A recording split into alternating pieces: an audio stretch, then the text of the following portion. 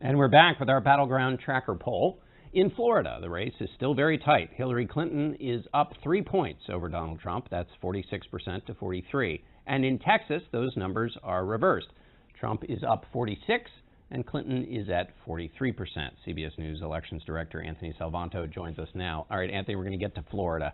But why were you in Texas this week? Well, it's one of the most Republican states in the country, but it tells a broader story, and that is that Donald Trump is underperforming with a lot of key groups Republicans usually do well with. White men, white women, white college-educated women.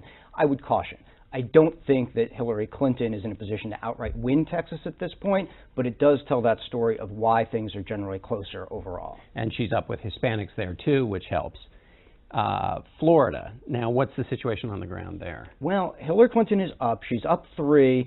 She's still low on a number of key measures, like can you fix the economy? Do you understand regular people? But she does have one thing Donald Trump does not, and that is near complete support from her own party. She's got 9 and 10 Democrats. Trump has 8 and 10 Republicans. That's something that's plagued him all along through this campaign, and it's just enough to cost him. Debates are about ginning up support in your own group, and Hillary Clinton seems to have done that coming out of her 3 debates. Is there anything Donald Trump can do in the last 18 days in Florida to help himself? Well, voters say they think Donald Trump is talking about the things that he, Donald Trump, cares about, and not the things that they want to hear. And one of those things they say is change Washington, shake up the political system. So that's one rhetorical place that he can go. One of the other things you did, Anthony, in Florida is you went back to those Republican primary voters who picked Donald Trump big over Marco Rubio, the sitting senator in the state. Is there any remorse among those voters in Republicans in Florida? No, not really. In fact, if they had a time machine and could go back to the Republican primary this spring, they would still vote for Donald Trump. And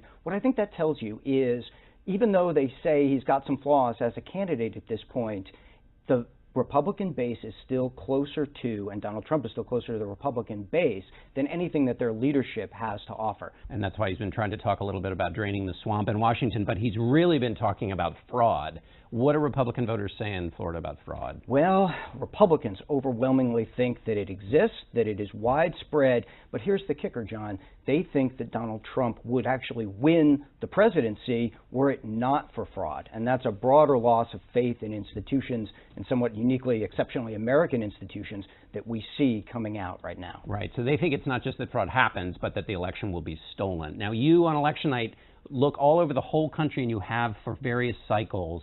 What's your feeling about just this idea of an election being stolen? Well, think about how decentralized this whole election system is. What I see on election night is 3,000 counties, hundreds of thousands of precincts, and they're all coming in from all across the country. They're counted locally. They're counted by your friends, by your neighbors, by your county officials. So you can imagine something on that size and that scope. Shenanigans here and there, well, anything's possible. But that is a big and really uniquely American system.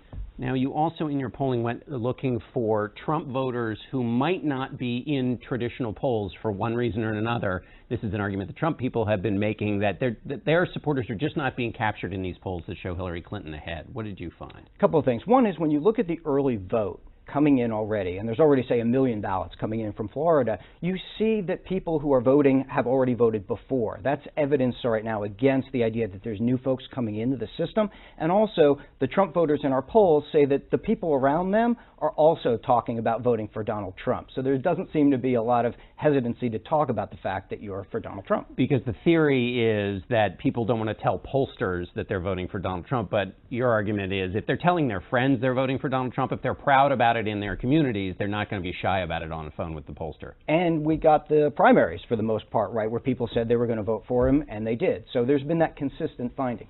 All right, Anthony Salvanto, thanks so much for being with us. Thank you.